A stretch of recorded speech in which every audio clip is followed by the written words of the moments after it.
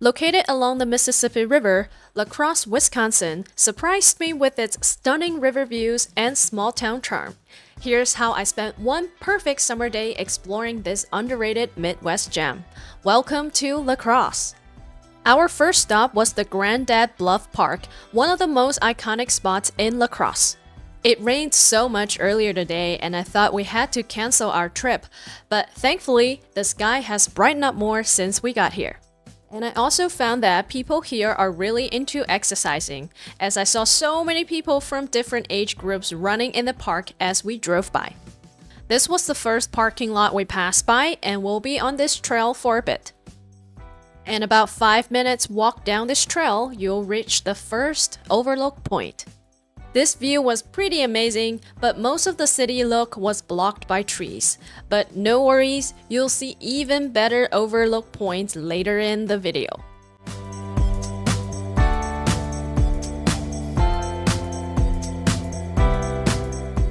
While parts of the trail were quite rocky and uneven, and I even had to climb sometimes, most of it was pretty easy to walk and well maintained, but I'll definitely recommend wearing shoes that have a better grip.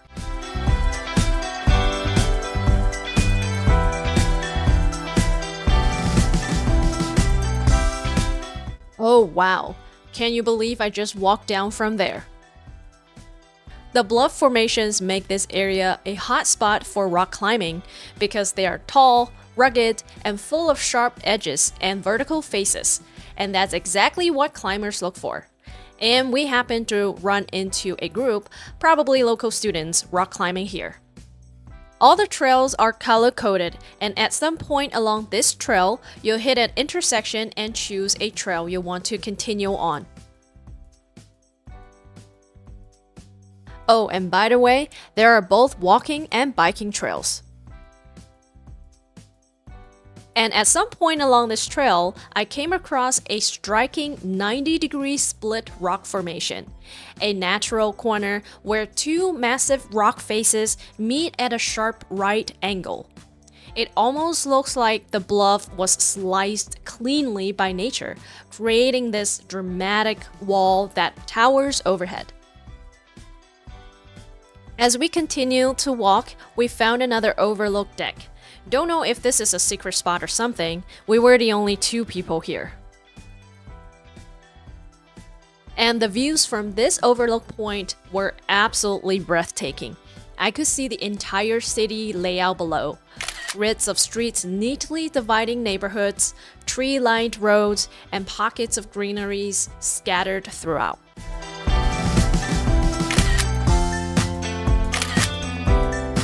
We walked the same way back and moved on to the next trail, which was just a minute drive down the road. It's the most iconic trail in this park, namely the Grandad Bluff Scenic Overlook Trail, where you'll read some history behind this park, a concrete platform for the overlook, and a short paved metal railing path. And honestly, it's pretty much the same overlook view like the first trail, but still very amazing. It's just that this is the most developed and iconic viewpoint in this park, and it's often the first stop for visitors, or the most common pictures you will find on Google Map. Can't take the hint and give up.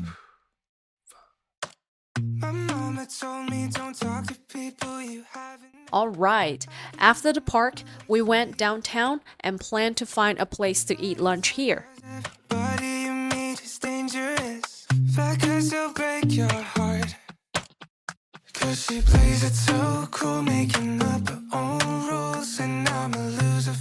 We decided on this place called Lax Grill. This place is very well decorated. The booth seatings are in the back, and there are 2 floors. I am actually pretty surprised how big this place is. I think they were about to host a wedding, and that's why the second floor was so festive. Can't take the hint and give up. I've got it. Internet crush. Internet crush. They have a small menu though. We got a cream cheese wonton, beef fried rice, and pho. The service here was exceptional. The taste, though, I would probably give it a 3.5 out of 5. The fried rice tasted pretty good, but the beef was so fatty, and I ended up throwing most of them out because they didn't clean out the silver skin, so it's so hard to swallow. So cool, making up our own rules, and I'm a loser for thinking I've got. This was the regular pho. It tasted pretty standard. We continue to explore downtown after lunch. Downtown La Crosse totally surprised me. It's one of those places that feels small town cozy, but has so much going on. The streets are lined with those colorful, painted brick buildings, some in deep reds and greens, others more pastel. And a lot of them are in that late 19th century commercial style. Think old school Midwestern charm with the big windows, arched doorways, and fancy little details around the roof lines. You can definitely tell that the city really takes pride in preserving that historic vibe. And above the storefronts, many historic upper stories have been turned into apartments or offices, part of the city's award-winning downtown revitalization. And you'll also find many trendy coffee shops, cute local boutiques, art galleries tucked between these streets. If you're into beer, you're in the right place. Downtown is loaded with breweries, pubs, and bars. Don't miss the Rivoli Theater, a 1920s era gem that still stands as a classic piece of downtown's charm. And I ran into this vintage bookstore called the Pearl Street Books, and it's definitely the highlight of downtown in my opinion. Those old wooden floors and vintage tile entrance hint at its past as a shoe store. And everywhere I looked, books towered floor to ceiling, with rolling ladders waiting to help you reach hidden treasures. I love how the kids' corner and cozy balcony upstairs made it more than just a shop. It's like a mini library. And it sounds like they've got over 55,000 volumes, new, used, rare, collectibles, you name it. Plus, there's a cut-through into a coffee shop next door.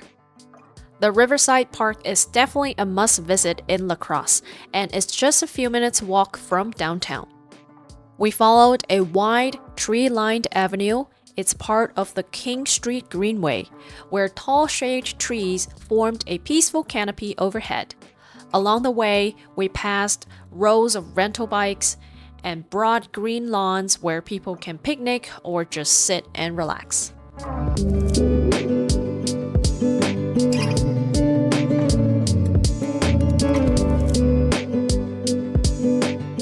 As I was approaching the riverbank, I was hit with the most peaceful view, wide, open skies, and the calm flow of the Mississippi River stretching out right in front of me. Here, you can see where La Crosse and Black Rivers meet, and the whole area just felt calm and open. I saw quite a bit of people speedboating on the river.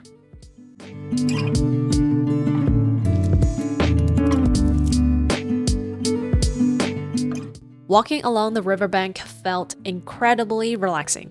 The breeze was light and refreshing, and there weren't many people around, which made it even better. I took my time, soaking in the views and just enjoying the peaceful atmosphere. Another place you can't miss is the International Friendship Gardens. Strolling into the gardens at the north end of the Riverside Park feels like taking a mini world tour, all in one serene space. One of the most eye-catching spots in the gardens is the entrance to the Chinese garden. It's marked by this beautiful, traditional archway with two golden dragons on top. Passing the entrance sits a lovely lotus pond. Its surface dotted with pink and white blooms and lovely goldfish gliding underneath. Pink peonies were in full bloom, big, soft petals catching the summer light. They are the king of flowers in Chinese culture. Their lush blooms not only bring color and fragrance, but also represent good fortune, prosperity, and elegance.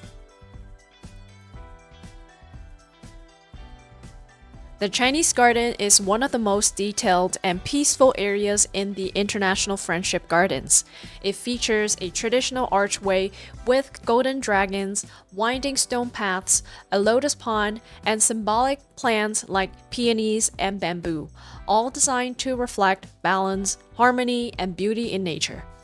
The French garden features neatly trimmed hedges, colorful flower beds, and a small replica of the Eiffel Tower, bringing a touch of Paris charm and elegance to the riverside setting. This small, white dome pavilion is tucked among trees and sculptures in the Russian section. The International Friendship Gardens was hands down one of my favorite spots in La Crosse. Each section had its own vibe with plants, designs, and the little details from around the world. It's peaceful and beautiful, such a chill place to wander and unwind. Our last stop was the University of Wisconsin-La Crosse campus. However, we only had little time here because we wanted to get back home before it's too dark. We took a walk down the campus avenue.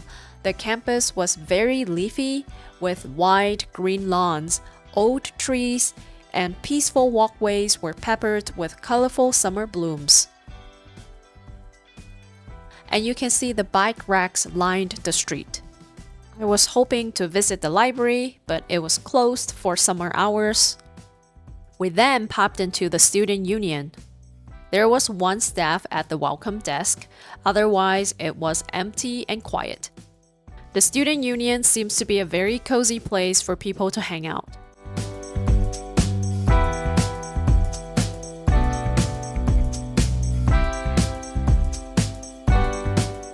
I really enjoyed my time here in La Crosse. It's lively and dynamic downtown, and all the outdoorsy spots for hiking, rock climbing, and river activities make this place full of fun and energy.